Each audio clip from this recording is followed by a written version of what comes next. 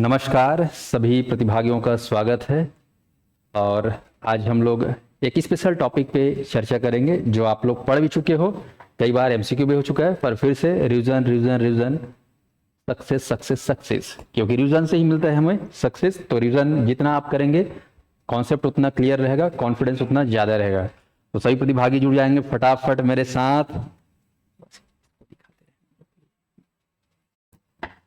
चलिए,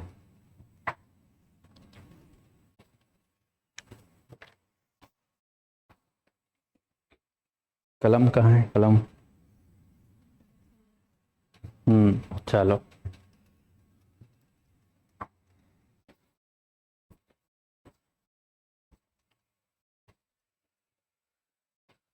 राधे राधे, सुप्रभात, शुभ संध्या, सबको नमस्कार। शुरू करते हैं। हर हर महादेव, सभी प्रतिभागियों का स्वागत है। और दहाड़ के बोलेंगे मेरे शेर शेरनी लोग, वंदे मातरम। 26 जनवरी अभी बीता है और देश में क्या चल रहा है बोलने से तो यूजीसी का कानून को लेकर बहुत ही वाद विवाद चल रहा है। छत्तीसगढ़ में नहीं बल्कि पूरे भारत में क्या है कैसे है उसके ऊपर हम बाद में चर्चा करेंगे। पर अभी 1 तारीख को जो हमारा एग्जाम है उसके लिए हम लोग ताबड़तोड़ और मेहनत कर लेते हैं। मालूम है कि आप लोग इतने लंबे समय से देख रहे हो, मैं देख रहा हूँ आप लोग यहाँ वहाँ जहाँ तहाँ जैसा भी है ट्राई कर रहे हो, आप लोग मेहनत कर रहे हो, आप लोग का मेहनत दिख रहा है। वाकई में आप लोग भूखे हो अपने सफलता के लिए और यही भूख आपको सक्सेस दिलाएगा। तो आप लोग बिल्कुल बने रहिएगा हमारे साथ। और चलिए हम अब शुरू करते हैं क्लास को। अगर आप लोग की इजाजत हो तो क्लास को शुरू किया जाए। चलिए, नमस्कार। ध्यान रखिएगा, आपके अंदर इतनी शक्तियां हैं, इतनी शक्तियां हैं, इतनी शक्तियां हैं बियॉन्ड द लिमिट। आपको भले लग रहा होगा अरे यार हम लोग इतना पढ़ रहे हैं, यकीन मानिए आप बहुत पढ़ सकते हो, बहुत कुछ कर सकते हो। हम बेवकूफ टाइप से, मूर्ख टाइप से कभी कभी अपने को कमजोर समझते हैं कि नहीं यार हमसे ये नहीं हो सकता, हमसे वो नहीं हो सकता। मेरे को भी नहीं लगता था कि हम लोग इतने बच्चों को पढ़ा पाएंगे, लेकिन पिछले 5 सालों में ऑनलाइन जब से आया लगभग 1 लाख बच्चे पढ़ा डाले। कभी जीवन में नहीं सोचे थे कि 1 लाख बच्चों को पढ़ा पाएंगे करके। इसीलिए आप काम करते रहो, आपके जीवन में ऐसा मोड़ आएगा, भगवान आपको ऐसा कुछ करेगा आपके साथ कि आप ही सोच के हैरान हो जाओ कि मेरे से ये कुछ हो गया। तो आप बस लगे रहिए, ऊपर वाला सब देख रहा है। आप अपने कर्मों पे ईमानदारी रखिए तो आपको सफलता मिलने की देरी नहीं रहेगी। ये चीज हमें ध्यान रखना है। नहीं तो हम लोग ना पढ़ाई के साथ बहुत ज्यादा डरते रहते हैं, क्या होगा क्या नहीं। इतना पढ़ लेते हैं तो भी भूला भूला लग रहा है, पता नहीं क्या होगा एग्जाम हॉल में। ये नेचुरल चीज बात है, पढ़ोगे तो डर लगता ही है, भूलने भूलने जैसा ये प्रोसेस है। ठीक है जी, तो चलिए। हाँ, भूला भूला लग रहा है ना, कोई बात नहीं, होगा। ठीक है जी, चलिए। तो 150 में हमको लाना है 90, कम से कम 90 लाना है, सबको लाना है। ठीक है जी, चलिए।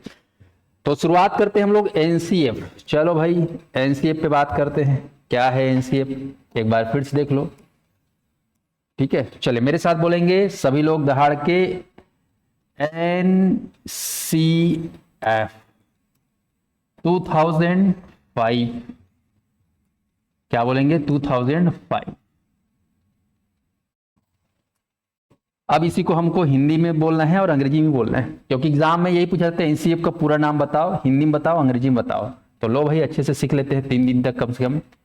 एन फॉर सब लोग बोलेंगे गहरी सांस लेके, नेशनल। और जब बात नेशनल की होती है तो पूरे भारत देश की होती है। ठीक है, पूरे भारत में जितने भी राज्य हैं, जितने भी केंद्र शासित प्रदेश है, सबके लिए हो जाता है अगर बात जब नेशनल की आती है।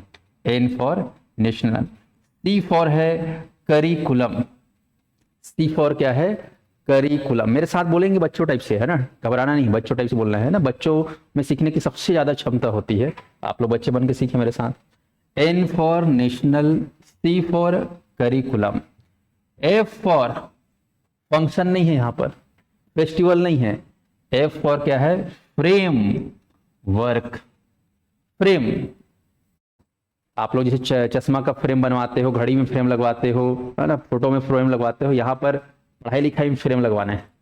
ठीक है, तो पढ़ाई लिखाई संबंधी एक फ्रेम तैयार करना है, फिर उसके ऊपर हमको काम करना है, तो फ्रेम वर्क। तो एनसीएफ का पूरा नाम क्या हुआ? तो नेशनल करिकुलम। ठीक, करिकुलम मतलब होता है यहाँ पर एक ऐसा खाका तैयार करना, मसौदा तैयार करना जिसके ऊपर पूरा कार्य निर्भर रहेगा, जिसके हिसाब से काम चलेगा। तो नेशनल करिकुलम फ्रेमवर्क, ये इसका अंग्रेजी नाम हो गया। अब हिंदी में बोलेंगे इसी को। नेशनल मतलब सभी जानते हैं राष्ट्रीय, करिकुलम को क्या बोलेंगे यहाँ पर, पाठ्यक्रम। अब ध्यान दीजिएगा यहाँ पर जब भी बात करते हैं करिकुलम को लेकर तो हमारे दिमाग में पाठ्यक्रम नहीं आता, क्योंकि हमारे दिमाग में वर्षों से छपा हुआ है पाठ्यक्रम को सिलेबस बोलते हैं। क्या बोलते हैं हम लोग, सिलेबस ही बोलते हैं। स्पष्ट है ना, कभी दिमाग में पाठ्यक्रम नहीं आता। तो यहाँ पर बड़ा बेढंगा से लगता है कि यार करिकुलम मतलब पाठ्यक्रम होता है, पाठ्यक्रम तो हम सिलेबस बोलते हैं अंग्रेजी में। तो थोड़ा सा इसको याद रखिएगा, करिकुलम मतलब यहाँ पर पाठ्यक्रम। फ्रेमवर्क को हिंदी में बोलते हैं रूपरेखा।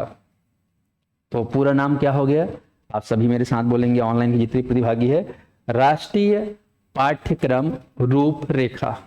सभी लोग मेरे साथ फिर से बोलेंगे, चलिए मन से लिखिए, राष्ट्रीय पाठ्यक्रम रूपरेखा। राष्ट्रीय को क्या बोलेंगे, नेशनल, पाठ्यक्रम को क्या बोलेंगे यहाँ पर, करिकुलम, और रूपरेखा को बोलेंगे फ्रेमवर्क। अब ये एनसीएफ, शॉर्टकट में हम क्या बोलते हैं इसको, एनसीएफ। एनसीएफ, तो सभी अभ्यर्थी ध्यान देंगे, एनसीएफ। अब एनसीएफ कब कब आया इस पर हम बात करेंगे। चलिए, कहा जाता है कि एनसीएफ की जो शुरुआत है वो 2005 से नहीं हुई है, पहले से हो चुकी है। कब कैसे, ध्यान दीजिएगा एनसीएफ को लेकर।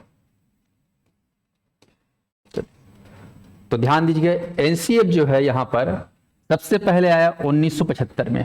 ठीक है, एनसीएफ आ चुका है 1975।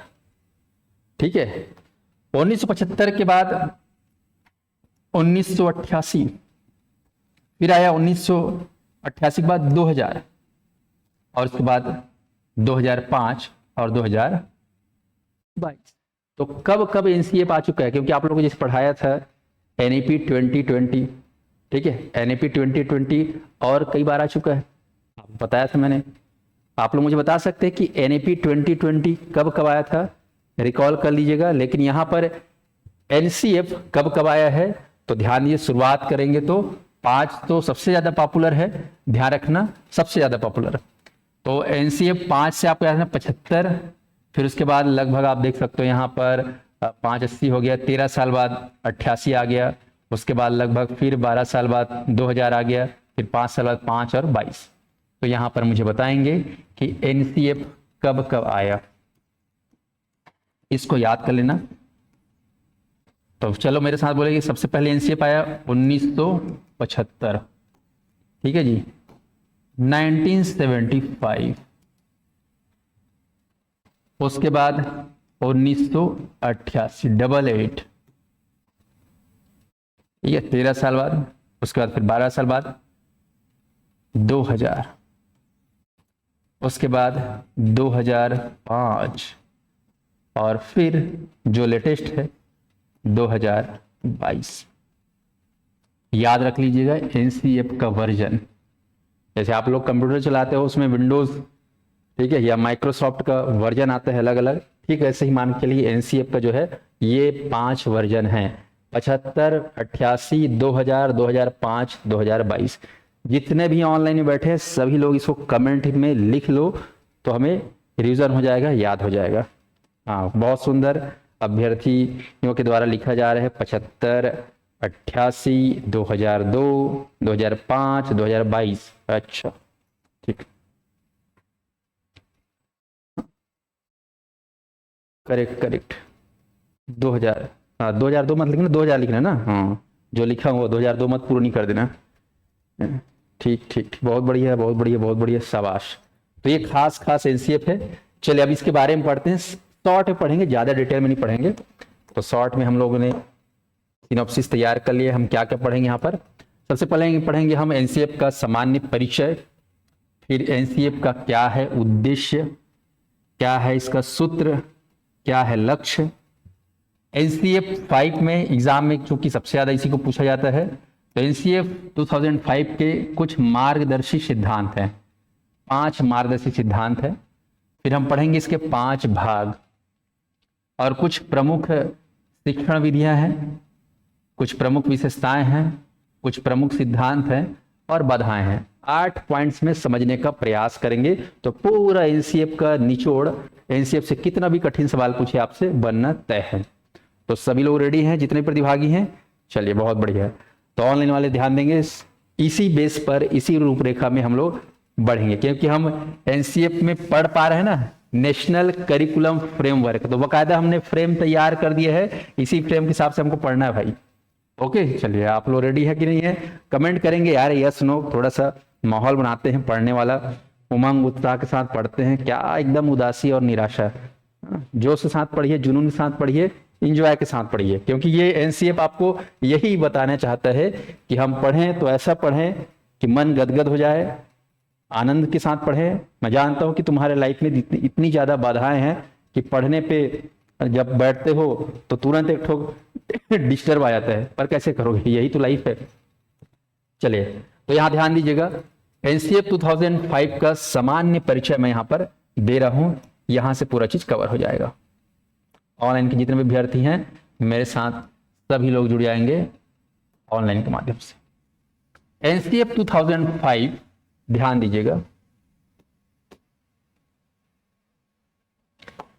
ये जो एनसीएफ 2005 है इसकी अवधारणा का शुरुआत कैसे हुआ? ये एक कॉन्सेप्ट है जिसमें बच्चों के पढ़ाई लिखाई को लेकर, सिस्टम को लेकर सुधारने की बात की, क्योंकि एनसीएफ 5 से पहले आपका देख रहे हो 1988, एनसीएफ 1975 आ चुका था। ओके, तो यहां पर इसके अवधारणा के उद्भव को प्रस्तुत किया रविंद्रनाथ टैगोर। ठीक है, रविंद्रनाथ टैगोर से लिया गया उनके कॉन्सेप्ट से, ठीक है, और इनका एक निबंध है इसी पर, सभ्यता एवं सभ्यता एवं प्रगति। एक निबंध उन्होंने लिखा है रविंद्रनाथ टैगोर ने, सभ्यता और प्रगति की, कैसे सभ्यता का विकास होता है, कैसे वो आगे बढ़ता है। तो सभ्यता और प्रगति के ऊपर उन्होंने एक निबंध लिखा था। उसमें खास एक विशेष बात कही गई कि सृजनात्मकता तथा उदार आनंद, ठीक है, सृजनात्मकता तथा उदार आनंद बचपन की कुंजी है। सृजनात्मकता तथा उदार आनंद बचपन की कुंजी है। तो आप जानते हो कि बचपन में हम मिट्टियों से खेला करते थे, मिट्टियों से कुछ बनाया करते थे, कागज से कुछ बनाया करते थे, रेत से कुछ बनाया करते थे। तो वाकई में बचपन से ही जो है क्रिएटिविटी शुरू हो जाता है।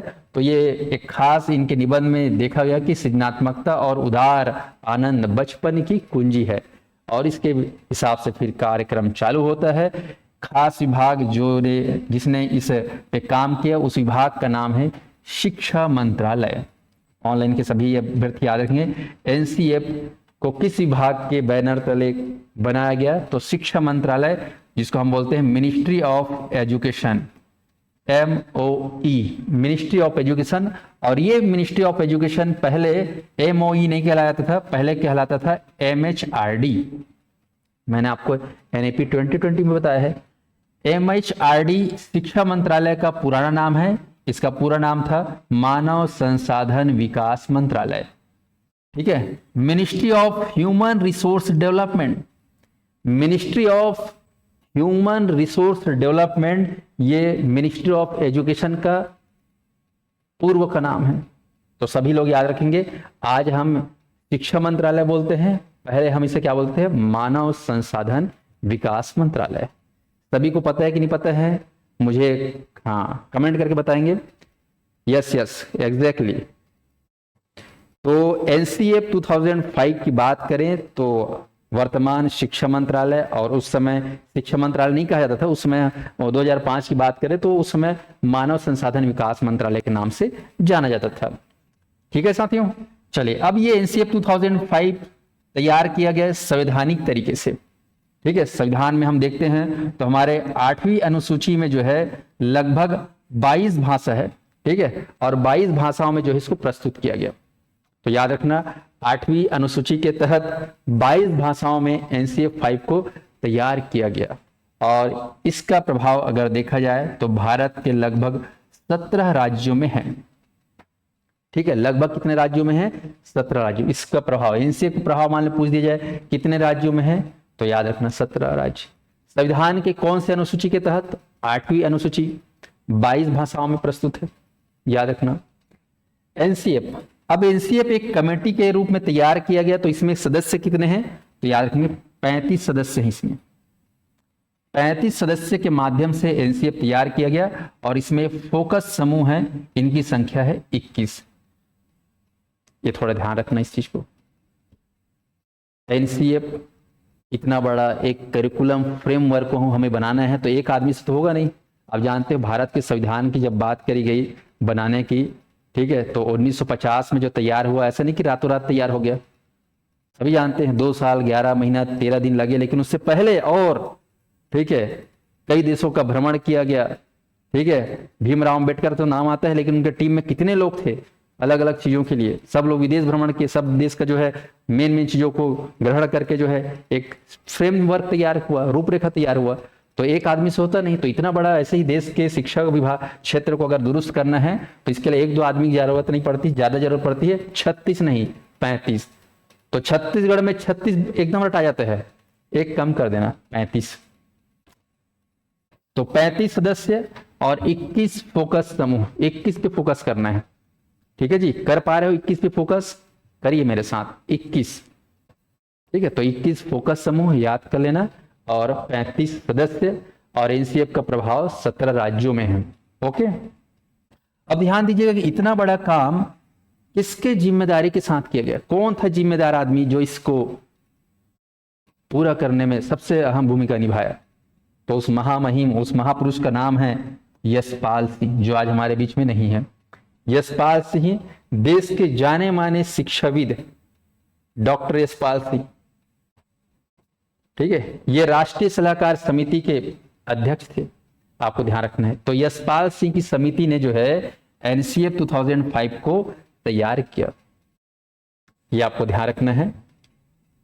और ये जो यशपाल सिंह है, ध्यान रखना, जब ये बना रहे थे, निर्माणकर्ता अगर पूछा जाए, ठीक है, तो यशपाल सिंह की अध्यक्षता में हुआ। और निर्माण किसने किया? तो याद रखना एनसीईआरटी। ठीक है, यहां पर गवर्नमेंट जिसके अंडर में काम हो रहा था, गवर्नमेंट कौन सा विभाग देख रही थी? बोलने से एमएचआरडी। ठीक है, उसमें एमएचआरडी, लेकिन निर्माण करने वाली जो संस्था है वो कौन सा है? एनसीईआरटी।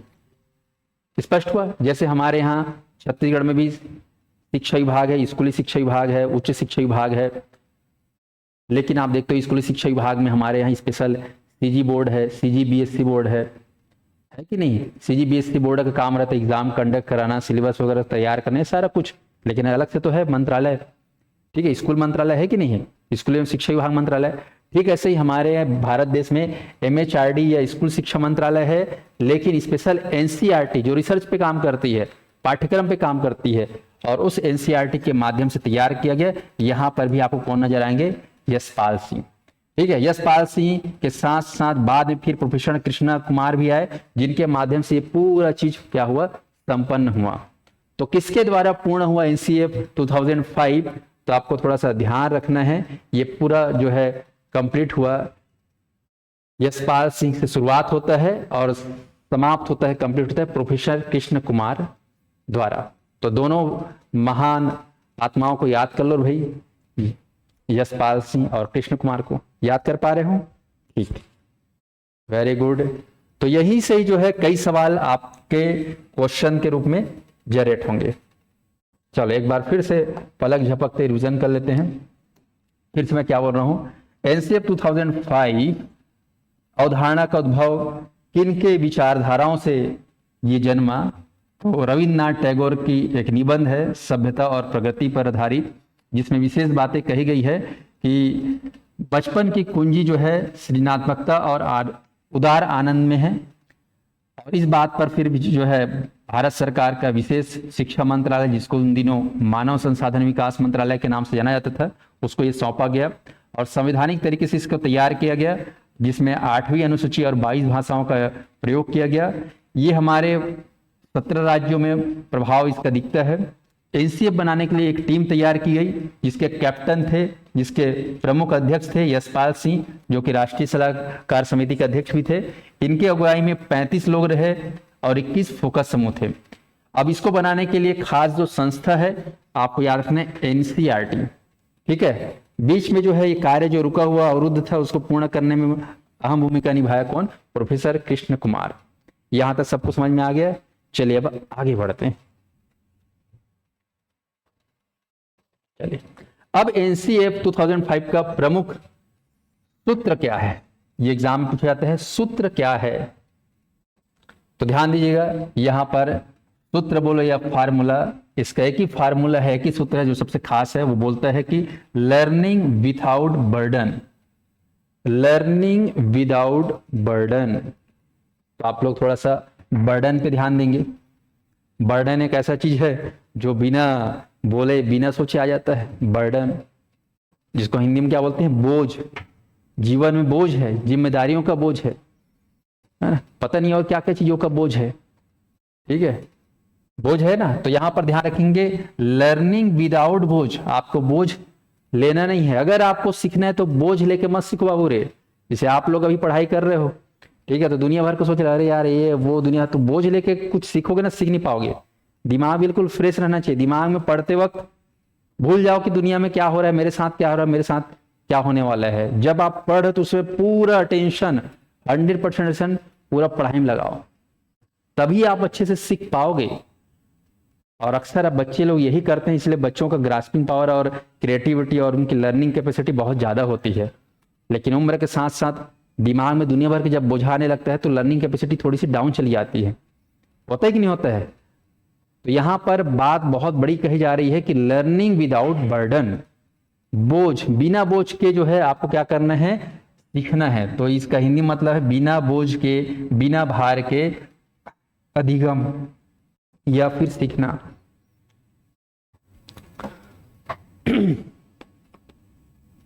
समझ में आया कि नहीं आया बताओ। केवल लर्निंग विदाउट बर्डन बोलने से ये बात पूरी नहीं होती, इसको समझिए, इसके भाव को। अगर कुछ भी सीखना, कुछ भी, एनीथिंग वॉट एवर, आपके दिमाग में बोझ नहीं रहना चाहिए।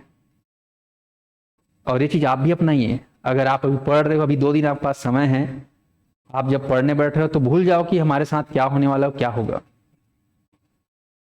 तो अब पढ़ के देखना कैसा दिमाग आपका दौड़ेगा। ठीक है जी, हाँ। तो पढ़ेंगे तो हम कैसे पढ़ेंगे, बिना किसी बर्डन के। बर्डन लेने के भी टाइम आएगा, है ना, बर्डन तो झेल ही रहे हो, तो पढ़ाई समय नहीं झेलना है, ध्यान रखना। चलिए अब बात करते हैं लक्ष्य। क्या है लक्ष्य? तो इसका एम है एनसीएफ 2005 का आत्मज्ञान। आत्मज्ञान कहा जाता है कि एनसीएफ 2005 जब आया तो उस समय हमारे देश में एनईपी 2020 नहीं आया था, बल्कि उस समय क्या चला था, एनईपी 1986। यदि आपसे घुमा के पूछ दे कि बताओ बाबू रे, जब आपका जो है एनसीएफ 2005 आया तो कौन सा राष्ट्रीय शिक्षा नीति चल रहा था, नेशनल एजुकेशन पॉलिसी चल रहा था, तो 2020 मत मार देना, 2020 और ये कब है, 2005 है। असंभव। थोड़ा कभी कभी हो जाता है एग्जाम हॉल में। ध्यान रखें, एनईपी 1986 के समय जो है ये तैयार किया गया, तो ये एडवांस नया दिखने लग गया। ओके, तो ध्यान रखें यहाँ पर। आगे आत्मज्ञान को लेकर ध्यान दीजिए कि लक्ष्य को लेकर कि विद्यार्थियों को भिन्न भिन्न अनुभवों का, ठीक है, अवसर देकर स्वयं को ज्ञान की प्राप्ति, है ना, करना होता है। ठीक है, तो आपको ध्यान, विद्यार्थियों को भिन्न भिन्न अनुभवों का अवसर देना और स्वयं को ज्ञान प्राप्ति करना होता है, आत्मज्ञान, इस पर बल देना। अब आते हैं उद्देश्य। जीवन और ज्ञान के मध्य की दूरी कम करना। जीवन और ज्ञान के मध्य, यानी कि ये बोला जा रहा है इस लाइन में, बड़ा दिलचस्प बात है कि हम जो ज्ञान अर्जित करते, जो हम पढ़ते लिखते सीखते हैं, वो हमारे जीवन में यूज होना चाहिए। जैसे हम लोग हमारे छत्तीसगढ़ में या हमारे जीवन में हम सुनते हैं कि अरे यार वो आदमी पढ़ा है लेकिन गढ़ा नहीं है, पढ़े लेकिन गढ़े नहीं है, पढ़ाई करे है लेकिन वो चीज जीवन में उपयोग नहीं कर पाते। क्या मतलब फिर ऐसा पढ़ाई का?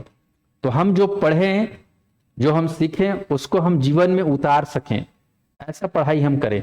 तो वही बोल रहा है कि ज्ञान के मध्य, है ना, जीवन और ज्ञान के मध्य दूरी बिल्कुल कम होनी चाहिए। यानी कि हम जो सीख रहे हैं, हम जो पढ़ रहे हैं, उसकी दूरी को बिल्कुल कम करना, यानी कि जो पढ़ते हैं उसको जीवन में हमको क्या करना है, उतारना है। आया समझ में सबको? तो ये आपको ध्यान रखना है, क्या है इसका उद्देश्य। स्पष्ट हुआ? तो एनसीएफ 2005 में सूत्र पूछ देगा तो आपको दिन दहाड़े बोलना है क्या, बिना बोझ के अधिगम। लक्ष्य क्या है अगर पूछ दिया जाए, ये नहीं दिया है तो आपको बोलना है आत्मज्ञान। स्वयं ज्ञान की प्राप्ति के लिए अग्रसर होना। उद्देश्य, तो उद्देश्य क्या है एनसीएफ का कि हम जो पढ़ते हैं उसको जीवन में उतारें, उनके बीच में ज्यादा गैप ना हो, केवल दिखावे के लिए ना पढ़ें, दिखावे लिए ज्ञान अर्जित ना करें, उसको जीवन में उतारें। तो उससे क्या हो जाएगा, दोनों के बीच में जो दूरी है वो कम हो जाएगी। तो ये आपके एनसीएफ 2005 का प्रमुख लक्ष्य है। ठीक है, अब आगे बढ़ते हैं। मार्गदर्शी सिद्धांत, 5 मार्गदर्शी सिद्धांत, यानी कि इसी मार्ग पे हमको चलना है। पूरे एनसीएफ का क्या है फिलोसॉफी, क्या है इसका ध्येय, तो 5 सिद्धांतों पे चलने वाला है इसी। जिसे बोलते हैं ना भारत के जो संविधान है, आप जब भारत का संविधान आप पढ़ते हैं, जो भारत का संविधान बनाया गया इतने सारे पन्नों में आप देखेंगे इतने सारे अनुच्छेद है। ठीक है, 395 अनुच्छेद है, फिर उनमें उतने सारे 18 भाग हैं, 22 भाग हो चुके हैं, दुनिया भर का आर्टिकल है। लेकिन बोल दिया जाए कि भारत के संविधान को मुझे एक पन्ने में बताओ, है ना, 1 मिनट में बताओ, तो भारत की जो प्रस्तावना है ना वो सारा कुछ बता देता है कि क्या है संविधान, भारतीय संविधान की खासियत। आप लोग पढ़े भी होंगे, सुने कि भारतीय संविधान का है ना प्रस्तावना क्या है। हम भारत के लोग भारत को, ठीक है, दुनिया भर का सामाजिक रूप से, आर्थिक रूप से जो है ना गणतंत्र, दुनिया भर के पढ़े हो, मतलब वो पूरा संविधान का जो है इतना सारा अनुच्छेद, दुनिया भर आर्टिकल, वो प्रस्तावना के एक पन्ने में सब कुछ बता देता है, सार है सार। स्पष्ट है। तो यहीं पर आप ध्यान दीजिए कि हम जो एनसीएफ बना रहे हैं उसके 5 प्रमुख सिद्धांत है जिसके ये ऊपर ये चलेगा। तो 5 सिद्धांत क्या है, चले देखते हैं। पहला, ज्ञान को विद्यालय के बाहरी जीवन से जोड़ा जाए। Very very important.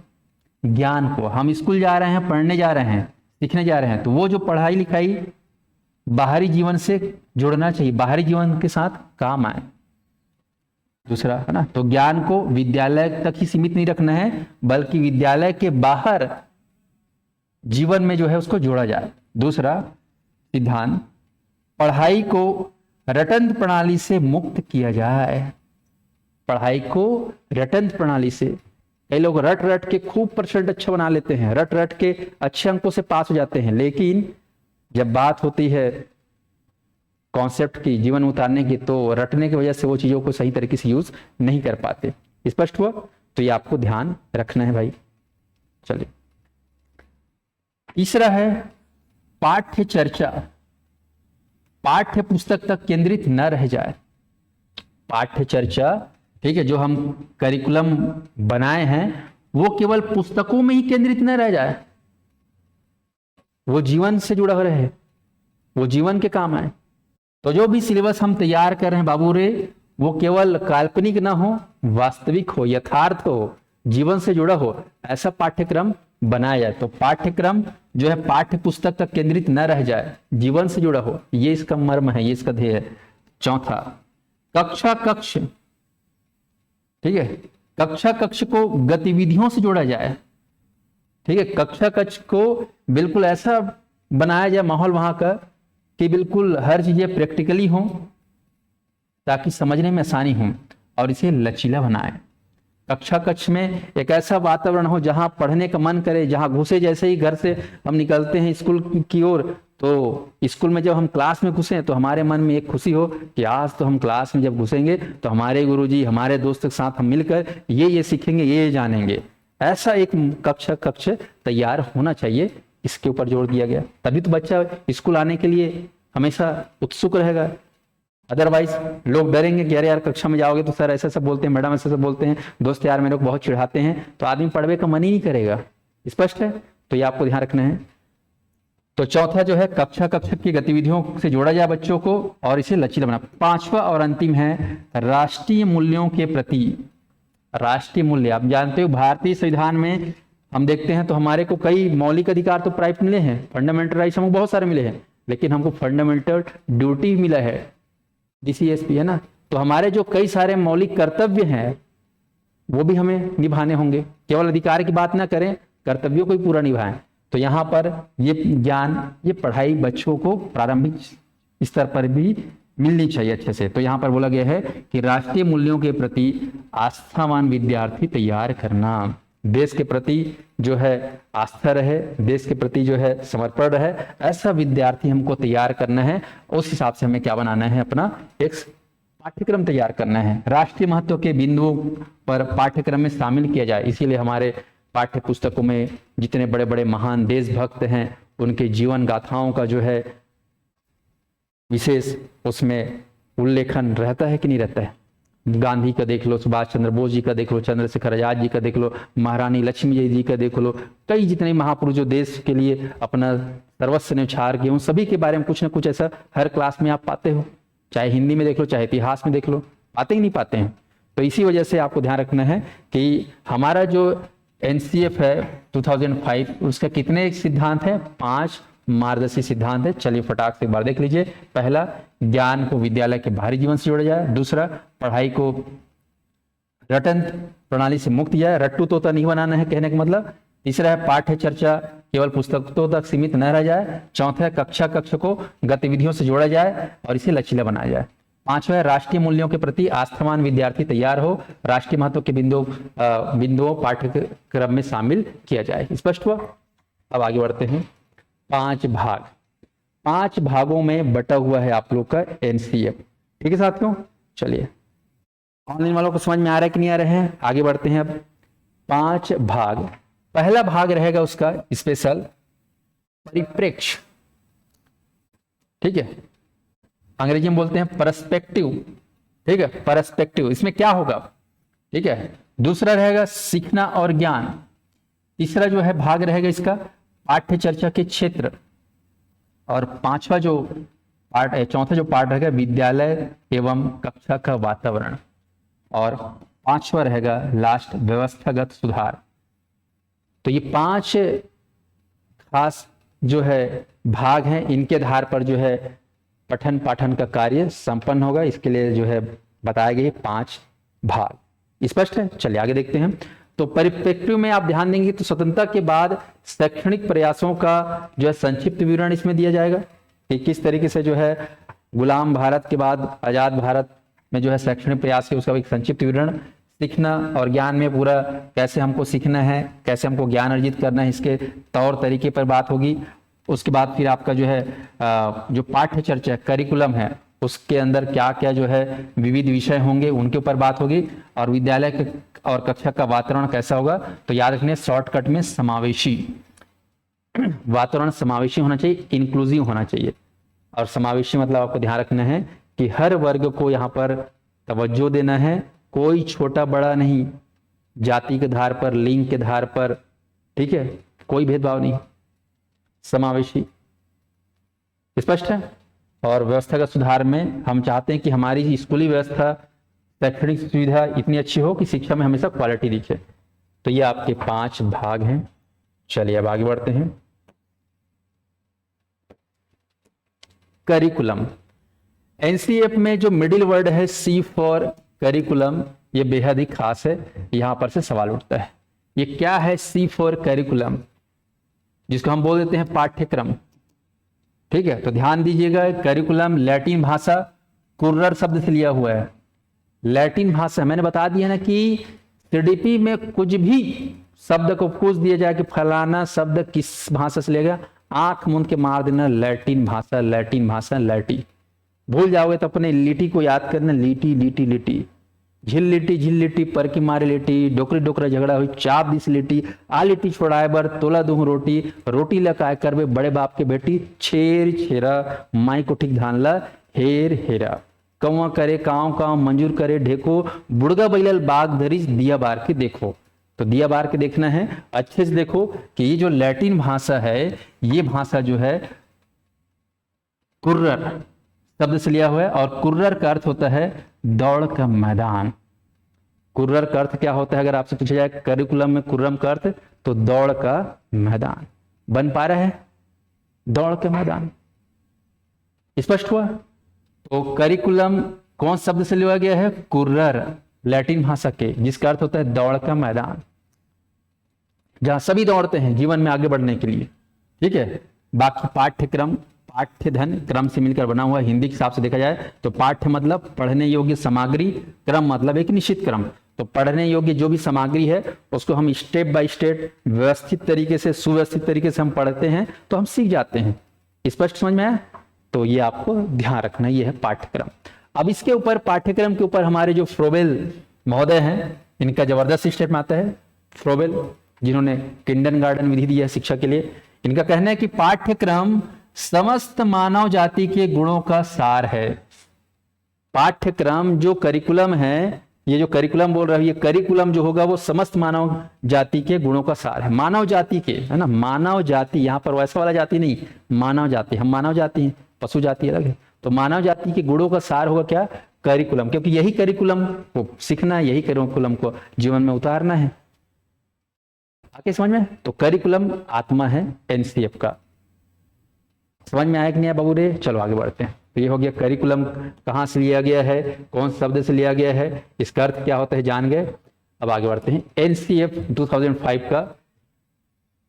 ठीक है, यहां पर नजरियों को लेकर आपको ध्यान रखना है कि एनसीएफ 2005 जो है एक स्कूल में पढ़ने वाले बच्चों के साथ और शिक्षकों के साथ क्या होना चाहिए, उसका दृष्टिकोण, नजरिया, इस पे बात करता है। तो शिक्षक के प्रति दृष्टिकोण क्या होना चाहिए, एक टीचर को कैसा होना चाहिए, उसका विजन कैसा होना चाहिए। तो यहां पर बोला गया है कि शिक्षक एक सुगम करता है जो विद्यार्थियों को सूचनाओं का अर्थ बोध कराता है।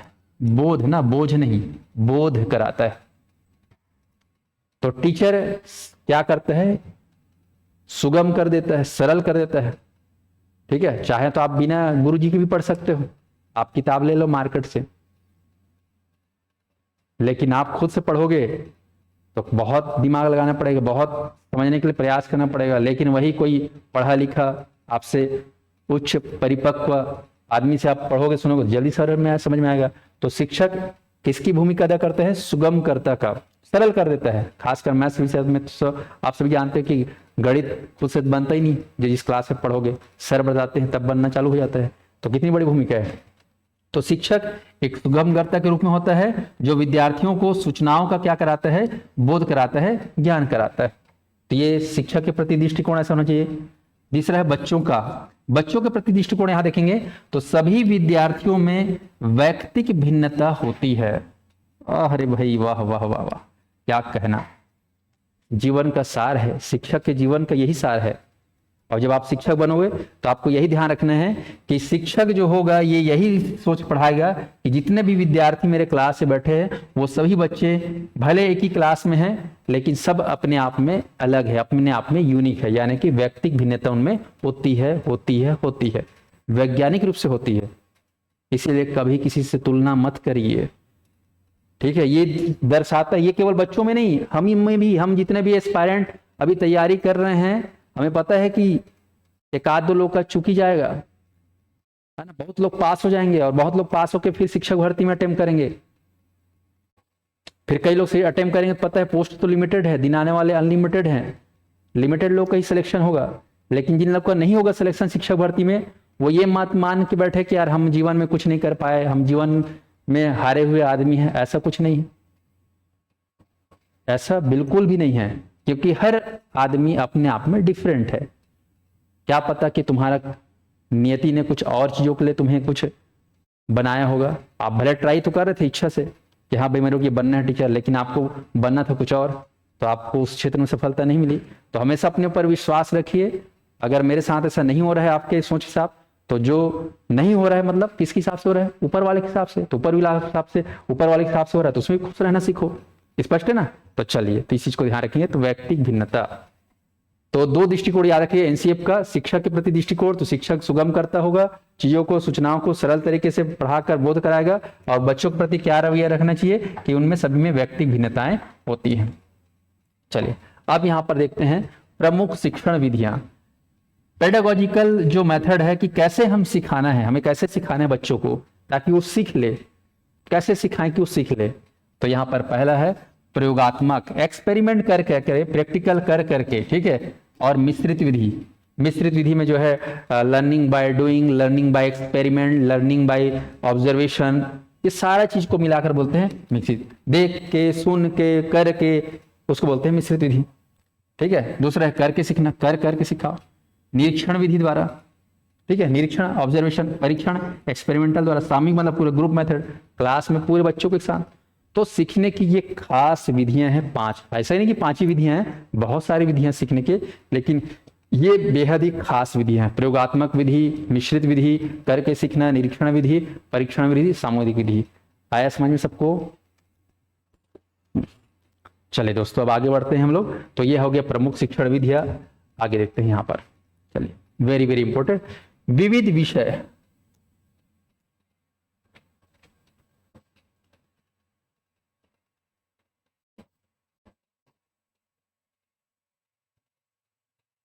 अब यहां पर ध्यान दीजिएगा, वेरी वेरी इंपॉर्टेंट।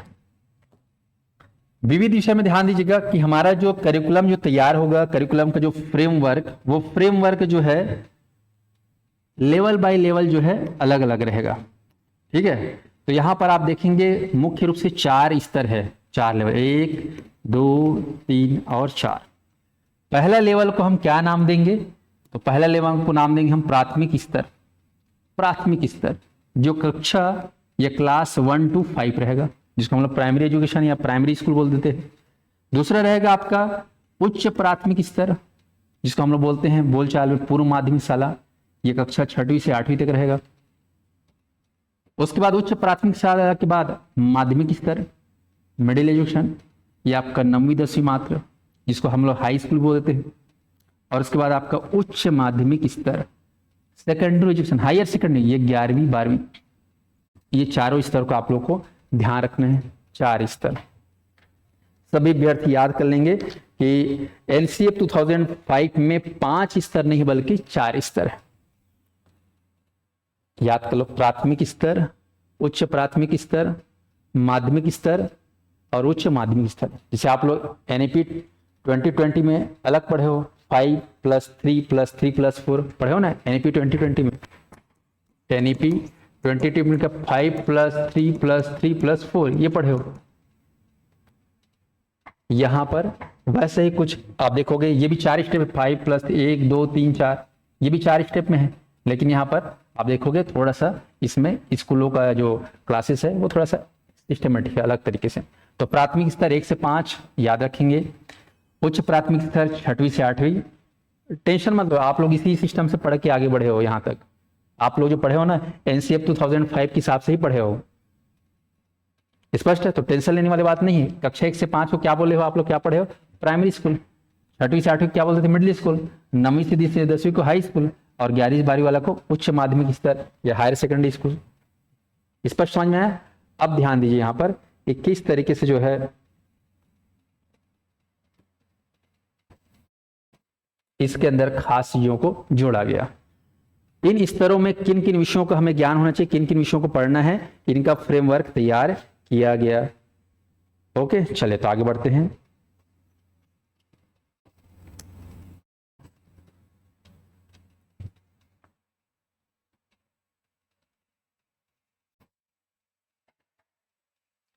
तो चलिए अब तैयार हो जाइए। यहां पर सबसे पहले हम लोग डिस्कस करेंगे प्राथमिक स्तर। प्राथमिक स्तर जिसमें हम कक्षा कौन सा गिनेंगे? 1ली से 5वीं। 1ली से 5वीं में क्या होनी चाहिए मुख्य चीजें जो हमें करिकुलम में ऐड ऑन करना है, जोड़ना है। एक है सबसे पहली बात, मातृभाषा या क्षेत्रीय भाषा में सिखाना है। सिखाने का जो साधन रहेगा, तरीका रहेगा, संचार कम्युनिकेशन रहेगा, कम्युनिकेशन का जो मीडियम रहेगा वो मातृभाषा या क्षेत्रीय भाषा। इसके अलावा भाषा कोई नॉलेज नहीं, भाषा तो भाषा है, बोलने कम्युनिकेशन के काम आता है। ठीक है ना? भाषा ज्ञान नहीं, भाषा जो होता है उससे अपने भावों को, सूचनाओं को हम आदान प्रदान करते हैं, दैट इज लैंग्वेज। स्पष्ट है? ज्ञान बोलोगे तो ये है इधर गणित, गणित मैथमेटिक्स, आर्ट एंड कल्चर, कला और शिल्प, पर्यावरण इन्वायरमेंट। ठीक है? गणित का ज्ञान, कला और शिल्प का ज्ञान, पर्यावरण का ज्ञान, अंग्रेजी एक लैंग्वेज। ठीक है? स्वास्थ्य और शारीरिक शिक्षा का ज्ञान, कार्यानुभव, इनके ऊपर जो है पूरा पाठ्यक्रम केंद्रित रहेगा। मातृभाषा के माध्यम से गणित, कला, ठीक है, शिल्प, पर्यावरण, अंग्रेजी, स्वास्थ्य, शारीरिक शिक्षा, कार्यानुभव। आगे बढ़ते हैं। उच्च प्राथमिक स्तर जिसमें कक्षा 6वीं से 8वीं तक, इसमें क्या रहेगा? मातृभाषा, ठीक है, रहेगा ही रहेगा। इसके अलावा स्पेशल एक सब्जेक्ट अंग्रेजी, गणित, कार्य अनुभव, ठीक है, स्वास्थ्य शारीरिक शिक्षा, ठीक है, तभी तो पीटीआई जैसे पोस्ट को वहां पर डाला जाता है और व्यायाम शिक्षा के माध्यम से शारीरिक शिक्षा का ज्ञान दिया जाता है। कला विज्ञान आधुनिक भारतीय भाषा सामाजिक अध्ययन। तो पूर्व माध्यमिक शिक्षा में आप देखोगे तो यहाँ पर एक पीटीआई जरूर होते हैं। अब ये हालांकि हमारे इंडिया में, हमारे छत्तीसगढ़ में कई स्कूलों में अभी भी पीटीआई नहीं रहते हैं, वो बात की बात है, वो हमारी कमी है सिस्टम की, लेकिन पीटीआई होना जरूरी है। इसमें आपका जो है पूर्व माध्यमिक स्कूलों में ऐसा में तो आपको ध्यान रखना है। तो स्वास्थ्य शारीरिक शिक्षा, कला विज्ञान आधुनिक भारतीय भाषा, ये सारी चीज इसमें विज्ञान जुड़ जा रहा है। अब आते हैं माध्यमिक स्तर पर। माध्यमिक स्तर मतलब यहाँ पर 9वीं 10वीं में। तो 9वीं 10वीं में देखेंगे तो यहाँ पर चीजें बढ़ते जाएंगे, सब्जेक्ट बढ़ते जाएंगे। मातृभाषा और क्षेत्रीय भाषा आपको ध्यान रखना है, ये तो रहते ही रहते हैं। अंग्रेजी, गणित, कार्यभाव, सामाजिक विज्ञान, विज्ञान, संस्कृत, ठीक है, संस्कृत, उर्दू और भी कुछ भाषाएं, लेकिन साथ ही साथ यहाँ पर कंप्यूटर जैसे विषय, शांति शिक्षा, ये सारा चीज, ये CA5 की बात हो रही है, ठीक है। अब आते हैं उच्च माध्यमिक शिक्षा यानी कि 11वीं 12वीं। 11वीं 12वीं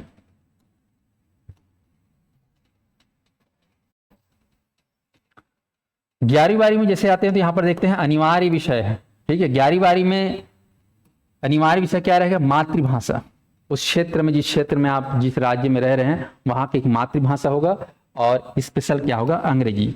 जैसे कि आप देखे होगे, सुने होगे, कोई तमिलनाडु का छात्र है या कर्नाटक का छात्र है या केरल का छात्र है, तो वहां पे NCF की बात करें तो उच्च माध्यमिक 11वीं 12वीं में एक उनका मातृभाषा तमिल रहेगा या कन्नड़ रहेगा या तेलुगु रहेगा या केरला रहेगा, साथ ही एक सब्जेक्ट क्या रहता है? अंग्रेजी। हिंदी मुश्किल हो जाता है, इसलिए वहां के लोग या तो स्थानीय भाषा में बात करते हैं या फिर अंग्रेजी भाषा में बात करते हैं। तो साउथ में आप लोग देखे होंगे, साउथ वाले लोग जनरली जो है या तो अपने क्षेत्रीय भाषा में बात करते हैं या तो अंग्रेजी, हिंदी बहुत ही कम, ठीक है ना। उसके बाद ऐच्छिक विषय अलग अलग वर्गों में बढ़ जाता है, क्योंकि आप जानते हो जैसे हम 10वीं पास होते हैं 11वीं 12वीं में हमारा क्या होता है? ग्रुप चेंज हो जाता है विषयों के साथ साथ। कोई साइंस ग्रुप पकड़ लेता है, कोई आर्ट ग्रुप पकड़ लेता है, कोई कॉमर्स ग्रुप का। तो विज्ञान कैटेगरी में है ना, साइंस बैकग्राउंड में आप देखोगे तो फिजिक्स, केमिस्ट्री, बायोलॉजी ये सब रहता है, ठीक है। मैथ्स वगैरह भी रहता है। आर्ट में क्या रहता है आपका? हिस्ट्री, जियोग्राफी, इकोनॉमिक्स, ये रहता है आपका पॉलिटी, सोशल साइंस, ये सारा कुछ रहता है। वाणिज्य में आपका अकाउंट, ठीक है, बिजनेस दुनिया भर का ही रहता है। तो यहाँ पर ऐच्छिक विषय और अनिवार्य विषय, तो याद रखिएगा कि उच्च माध्यमिक स्तर में ऐच्छिक विषय और अनिवार्य विषय क्या है, ये क्या है, इसको समझना है। तो ऐच्छिक विषय मतलब यहाँ पर आप अपनी इच्छा से विज्ञान वर्ग में चले जा सकते हो या कला वर्ग में या वाणिज्य वर्ग में। और अनिवार्य में क्या रहेगा? अनिवार्य मातृभाषा अनिवार्य रहेगा, अंग्रेजी रहेगा। समझ में आया कि नहीं आया? चलिए अब आगे बढ़ते हैं।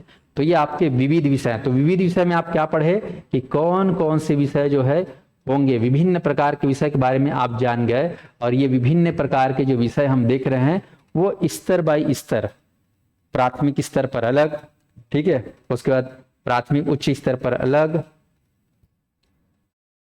उसके बाद आपका माध्यमिक स्तर पर अलग। ये 4 स्तरों में जो है विषयों को जो है जोड़ा गया है, डिवाइड किया गया है। लेकिन सभी में सबसे जो खास आप देख पा रहे हैं वो है आपका मातृभाषा में शिक्षा। स्पष्ट हुआ? तो विविध विषय को कैसे कैटेगराइज किया गया है? तो याद रखना 1 से 5 को क्या बोलेंगे? प्राथमिक शिक्षा, 6वीं से 8वीं को पूर्व माध्यमिक शिक्षा, 9वीं 10वीं को माध्यमिक शिक्षा और 11वीं 12वीं को उच्च माध्यमिक स्तर। स्पष्ट हुआ? चलिए आगे बढ़ते हैं दोस्तों। जितने भी अभ्यर्थी हैं सभी वीडियो को लाइक कर दीजिएगा। और कल याद रखिएगा, कल मेरी स्पेशल मैराथन क्लास होगी CDP की। एक ही क्लास मेरी कोशिश रहेगी कि मैं पूरे A to Z पढ़ा सकूं। तो आप सभी का मुझे सहयोग चाहिए। आप सभी कल मेरे साथ जुड़े, जो लोग CDP पढ़ने की इच्छुक हैं। कल मेरी क्लास सबसे ज़्यादा रहेगी CDP की, ठीक है ना। बाकी आज पढ़ रहे हैं थ्योरी, कल MCQ करेंगे ज़्यादा। चलिए एक क्वेश्चन यहाँ पे आता ही आता है, NCF 2005 की प्रमुख विशेषताएं। सवाल किसी भी रूप में पूछा जा सकता है, कथन के रूप में पूछा जा सकता है, ठीक है, किसी भी रूप में पूछा जा सकता है, कूट के रूप में पूछा जा सकता है। चले देखते हैं। टाइम मेरा जो रहेगा, ये मान के चले कि मैं 11 बजे स्टार्ट करूंगा, 10 से 11 बजे मेरी क्लास स्टार्ट होगी, फिर जितना देर गाड़ी चलेगा चलेगा। वेरी गुड, तो कल तैयार रहेगा इससे मेरे साथ स्टडी पढ़ने के लिए। एनसीएफ 2005 की प्रमुख विशेषताएं पे बात करें तो प्रमुख विशेषता में सबसे नंबर 1 विशेषता जो हम सभी चाहते हैं, सर्वांगीण विकास। ए टू जेड हमारा डेवलपमेंट हो जाए, फिजिकली, मेंटली, है ना, इमोशनली, सारा चीज हमारा विकसित होना चाहिए, ये हमारा उद्देश्य है। दूसरा है मातृभाषा में शिक्षण, मातृभाषा में हमको सिखाना है, मातृभाषा में जो है हमें अधिगम कराना है, ये आपको खास, ठीक है, प्राथमिक स्तर पर खास कर, ठीक है। तो प्राथमिक स्तर पर तो एकदम अनिवार्य है मातृभाषा में शिक्षा, क्षेत्रीय भाषा में शिक्षा, ठीक है। अगला है बाल केंद्रित पर, ठीक है, हमारा पूरा फोकस ये होना चाहिए, चाइल्ड सेंटर्ड होना चाहिए, ठीक है, ज्ञान ओरिएंटेड नहीं, चाइल्ड डेवलपमेंट ओरिएंटेड, समझ में आ रहा है, चाइल्ड डेवलपमेंट ओरिएंटेड होना चाहिए, ना कि एजुकेशन ओरिएंटेड या नॉलेज ओरिएंटेड। नॉलेज से ज्यादा यहाँ पर चाइल्ड डेवलपमेंट ओरिएंटेड, ये आपको ध्यान रखना है, उसे बोला जाता है बाल केंद्रित पर। अगला है समावेशी वातावरण, यानी कि कोई भेदभाव नहीं, किसी भी रूप में हमें भेदभाव नहीं करना है बच्चों के साथ, जिसको बोलते हैं समावेशी वातावरण। पाठ्यक्रम का निर्माण ऐसा हो जिससे हमारा चहुमुखी विकास हो सके, ऐसा एक फ्रेमवर्क, ऐसा सिलेबस तैयार हो जिससे हमारा सभी तरीके से विकास हो। अगला है विद्यार्थी सूचनाओं को ज्ञान न माने, विद्यार्थी जो पढ़ते हैं उसको केवल सूचना तक न माने, उसको ये माने कि यही आगे चल के हमारे जीवन में काम आएगा, यही हमारे जीवन को आगे ले जाएगा और इसी से हमारा जीवन चलेगा, ऐसा सोच के जो है पढ़े, ऐसे सोच करे, ऐसा हमारा क्या होना चाहिए, पढ़ाने का तरीका होना चाहिए, अंदाज होना चाहिए, ऐसा हमारा सिलेबस होना चाहिए। अगला है शिक्षण सूत्रों का प्रयोग अधिक हो, शिक्षण सूत्र, जो भी शिक्षण के सूत्र हैं, यानी कि जो 5 मार्गदर्शी सिद्धांत बनाए गए हैं, उन्हीं पर आधारित हमारा शिक्षण पद्धति बनना चाहिए। अगला है विद्यालय जीवन के बाहर भी तनाव मुक्त, ठीक है, विद्यालय के साथ साथ विद्यालय के बाहर भी हमको जो है तनाव मुक्त रहना है, लचीलापन होना चाहिए। अगला है आवश्यकता अनुसार परिवर्तन, और आप देख रहे हो कि शिक्षा के क्षेत्र में समय के अनुसार नियमों में बदलाव किए गए हैं, शिक्षण पद्धति में बदलाव किए गए, तभी तो एनपी का कई वर्जन आ गया, एनसीएफ का कई वर्जन आया समय के साथ साथ।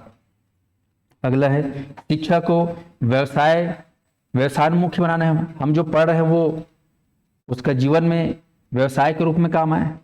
अगला है छात्रों को जो है समाज के रूढ़ि धारणाओं में तार्किक परिवर्तन, तो छात्र जो हैं वो ऐसे बने कि उनके अंदर तर्क शक्ति का जबरदस्त विकास हो, ऐसा नहीं कि कोई बोल दिया और हाँ में हाँ मिला के मान लिए और उस हिसाब से चले, अपने बुद्धि का भी प्रयोग करें, तार्किक बुद्धि बने, तार्किक रूप से आप योग्य बने, ठीक है, ताकि कोई आपको उल्लू ना बना दे।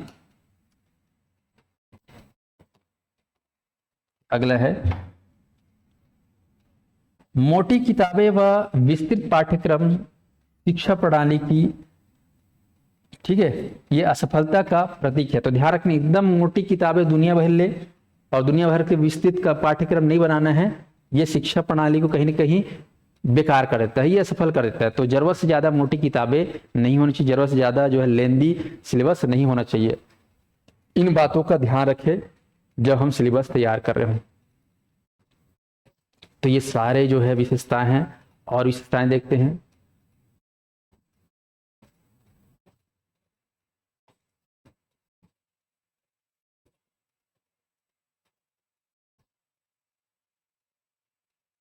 चलिए अगली विशेषताएं देखिए। विद्यालय में 1 घंटा पुस्तकालय में देना चाहिए, बोला जा रहा है कि विद्यालय में क्या होना चाहिए, पुस्तकालय, लाइब्रेरी होना चाहिए, और वहां बच्चों को कम से कम 1 घंटा देना चाहिए, ताकि बच्चों में पुस्तक पढ़ने का अभ्यास बना रहे। आजकल तो सब मोबाइल पे केंद्रित हो गया है, घंटों घंटों समय बिताते हैं, पर क्या करें। आगे बाल अधिकारों की सुरक्षा और सुलभता की, ठीक है, अवसर होना चाहिए। बाल अधिकार, ठीक है, बाल अधिकार आप जानते हो, बच्चों को बहुत सारे अधिकार दिए गए हैं, उनके अधिकारों की सुरक्षा होनी चाहिए, उनको जो अधिकार दिए गए हैं उनको मिलने चाहिए, इनके ऊपर ध्यान देना है। अगला देखिए, पुस्तकालय में अगर जाते हैं तो बच्चे स्वयं से पुस्तक चुने, उनको जो पुस्तक पढ़ना है वही पुस्तक पढ़े, स्वयं से चुने। अभिभावक, बात आती है जब पेरेंट की, परवरिश करने वाले लोगों की, है ना, माता पिता की, तो अभिभावक जो है छात्रों से अधिक महत्वाकांक्षा न रखे। ये बहुत बड़ा एक जीवन का कटु सत्य है। कई घरों में, परिवार में देखने को मिलता है कि पेरेंट जो होते हैं वो छात्रों से या अपने बेटो बेटी से बहुत ज़्यादा एक्सपेक्ट रखते हैं। इवन टीचर भी कई बार अपने स्टूडेंट से बहुत ज़्यादा उम्मीद रखते हैं कि मेरा स्टूडेंट तो इस बार पक्का टॉप करेगा, ये करेगा, वो करेगा, और जब रिजल्ट ऐसा नहीं आता तो फिर तनाव से ग्रसित हो जाते हैं। तो जरूरत से ज़्यादा हमको टेंशन, महत्वाकांक्षा नहीं रखना कि ऐसा हो जाएगा, वैसा जो होगा होगा, ज़्यादा उस पर न सोचे, कर्म करें। अगला है शैक्षिक मूल्यों का उपेक्षा, है ना, शैक्षिक मूल्यों का उपदेश न देकर वातावरण स्थापित करें। ठीक है, तो यहाँ पर शैक्षिक मूल्यों को उपदेश न दें बल्कि उसको व्यवहारिक रूप से जोड़ने का प्रयास करें टीचर। अगला है पाठ्यक्रम मानसिक योग्यता के स्तर के अनुरूप हो। जो भी हम सिलेबस तैयार कर रहे हैं उम्र के हिसाब को ध्यान में रखते हुए हम तैयार करें। अगर प्राइमरी लेवल का है, 5 से 10 साल का बच्चा है, तो उसके हिसाब से कितना पढ़ाना है, कितना सिलेबस होना चाहिए। 10 से 15 साल के बीच का है तो उसका सिलेबस कितना होना चाहिए। तो ये चीज़ों को ध्यान में रखते हुए सिलेबस तैयार करें, ऐसा बोला गया है एनसीएफ। एनसीएफ बोलता है कि समुदाय को मानवीय संसाधन के रूप में तैयार किया जाए। जो भी समुदाय है हमारा, छात्र समुदाय, ये छात्र समुदाय जो है मानवीय संसाधन के रूप में तैयार की जाए, यानी कि वो मानव जो है समाज के लिए, देश के लिए, परिवार के लिए आर्थिक रूप से, सामाजिक रूप से, राजनीतिक रूप से उपयोगी हो। कहने का मतलब उपयोगी बनाया जाए, तभी तो जी पाएगा। अगला है नवीन तकनीक प्रयोग को मान्यता दी जाए। ठीक है, नवीन शिक्षण विधियों का उपयोग किया जाए। तो नए नए टेक्नोलॉजी का उपयोग एजुकेशन में होना चाहिए, ताकि पढ़ाने का या शिक्षण का जो कार्यक्रम है और शिक्षा देने का जो हमारा उद्देश्य है वो सरल हो, सुगम हो। इसके लिए नए नए टेक्नोलॉजी को हम क्या करें, एडॉप्ट करें। ये सारी चीजें जो है एनसीएफ 2005 की क्या है, प्रमुख विशेषताएं। समझ में आया कि नहीं आया बता दो। चलिए अब आते हैं एनसीएफ 2005 के प्रमुख सिद्धांत। सिद्धांत क्या बोलता है? ये बोलता है कि हमें इन चीजों को सिद्ध करना है हमारे स्कूली जीवन से। रुचि का सिद्धांत, प्रिंसिपल ऑफ इंटरेस्ट। ठीक है, दूसरा है संतुलित विकास का सिद्धांत, संतुलित विकास सिद्धांत, समायोजन का सिद्धांत, सामाजिकता का सिद्धांत, संस्कृति संरक्षण का सिद्धांत, आदर्शवादिता का सिद्धांत, मानवता का सिद्धांत, नैतिकता का सिद्धांत, उपयोगिता का सिद्धांत और एकता का सिद्धांत। तो यहाँ पर जो प्रमुख सिद्धांत है, यानी कि हम जो पढ़ाएंगे, हम जो करिकुलम तैयार करेंगे, उन करिकुलम में जो है इन सिद्धांतों को ध्यान में रखते हुए पढ़ाना है, सिलेबस को तैयार करना है। स्कूल का माहौल इन चीज़ों के हिसाब से होना चाहिए। स्कूल में बच्चा अगर पढ़ रहा है तो उनमें एकता की भावपन पे, है ना, उपयोगी रहे बच्चे, नैतिकता का विकास हो, मानवता का विकास हो, आदर्शवादी रहें, संस्कृति के है ना संरक्षण की बातें करें, संरक्षण पे ध्यान दे, सामाजिक बने, है ना, समाजन की शक्ति का विकास हो, संतुलित विकास हो, रुचि का विकास हो। ये सारी चीजें जो है एनसीएफ 2005 बोल रहा है भाई। स्पष्ट हुआ? तो ये आपको ध्यान रखना है। अब आते हैं यहाँ पर, इतनी सारी चीजों को जो हम लेके चलते हैं तो जाहिर सी बात है कि ये इतना आसान नहीं है कि जो हम बोल पा रहे हैं, जो हम बना पा रहे हैं, इन चीजों को कर पाए। करने जब हम लगते हैं तो हमारे सामने आ जाता है ऑब्स्टेकल, बाधा, चैलेंज। तो बाधाएं क्या है एनसीएफ 2005 की? तो सबसे बड़ी बाधा है आर्थिक समस्या। अगर आपसे कोई पूछ दे कि एनसीएफ 2005 को 100% आउटपुट देना है तो हमारे पास इनपुट के लिए पैसा ही नहीं है, क्योंकि हमारा देश विकसित देश नहीं है, विकासशील देश है। तभी तो हमारे स्कूलों में स्मार्ट क्लास हर स्कूलों में नहीं है, ना ही लाइब्रेरी है प्रॉपर, नहीं प्रॉपर लैब है, कई सारी दिक्कतों का सामना पड़ रहा है।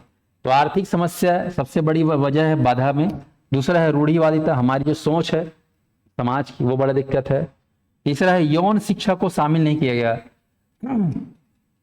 हमारे स्कूली एजुकेशन में यौन शिक्षा को नहीं जोड़ा गया है, ये एक कमी है। यौन शिक्षा भी बहुत जरूरी है, क्योंकि ये जीवन का एक खास अभिन्न अंग है, और इसके बारे में अगर युवाओं को ज्ञान नहीं होगा तो देखा जाता है कि कई बच्चे डिस्ट्रैक्ट हो जाते हैं और जिस प्रतिभा के हिसाब से जिनको उनको आगे बढ़ना चाहिए, वो प्रतिभा यौन शिक्षा के न होने की वजह से जो है कई बार पतन की ओर चले जाते हैं। तो यौन शिक्षा को शामिल नहीं किया, ये इसका ड्रॉबैक है। अगला, भाषावाद। एक खास बात आप देख रहे हो कि यहाँ पर जो है भाषावाद एक जटिल समस्या रही है। इसमें देखा गया कि राष्ट्रीय भाषा के स्थान पर जो है ज्यादा महत्व दिया गया प्रादेशिक भाषा को। राष्ट्रीय भाषा, आप जानते हो कि राष्ट्रीय भाषा हिंदी है, ये माना गया है। अब आप देखते हो कि हिंदी आज भी हमारे भारत में उत्तर से लेकर दक्षिण तक चले जाओ, पूरब से लेकर पश्चिम तक, तो हिंदी हर कोई अच्छे से नहीं जानता। South India, east India, middle India, यहाँ पर देखो हर जगह हिंदी नहीं जानता, क्योंकि वहां पर साउथ इंडिया में जाओगे तो वहां पर क्षेत्रीय भाषा प्लस अंग्रेजी भाषा और क्षेत्रीय भाषा उनका हो जाता है, हिंदी भाषा छूट जाता है, तो हिंदी वहां पर समझ नहीं पाते ढंग से। तो कहीं ना कहीं जो है ये एक कमी है। तो हमारे यहाँ राष्ट्रीय भाषा होना चाहिए, सब जगह राष्ट्रीय भाषा अनिवार्य होना चाहिए, चाहे हिंदी हो या अंग्रेजी हो, लेकिन एक जो है वो पूरे इंडिया में हर राज्य में होना चाहिए। ये कमी है जो हो नहीं पा रही। अगला है अभिभावकों का अधिक महत्वाकांक्षी होना। हमारे जो अभिभावक है वो बहुत जरूरत से ज्यादा उम्मीद रखते हैं कि हमारा बेटा बेटी ये करेगा, वो करेगा, ऐसा वैसा करेगा, कलेक्टर बनेगा, ये बनेगा, वो बनेगा, क्या क्या नहीं सोचते, ये गलत है। ठीक है, अब बात करते हैं परिणाम। तो एनसीएफ 2005 सफल है कि असफल है, तो याद रख लो। एनसीएफ 2005 सफल है या असफल है, एक लाइन में बता दो, सफल है कि असफल है। ऑनलाइन वाले मुझे बताएंगे कि एनसीएफ 5 सफल है कि असफल है, बता दो।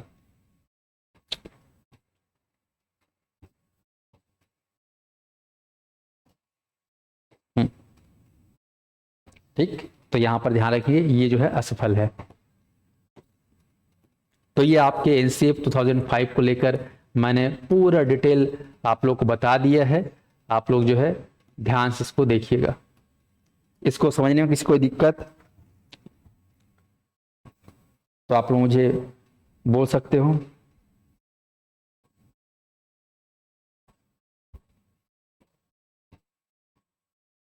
समझ में आया कि नहीं है, बता देंगे ऑनलाइन कितने विद्यार्थी हैं।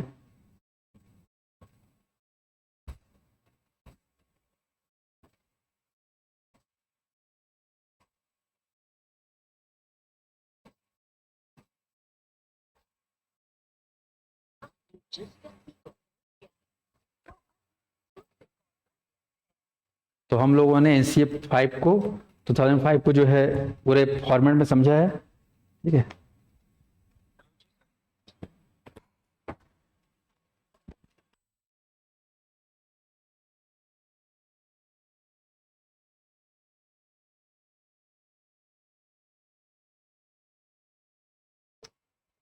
सबको समझ में आ गया।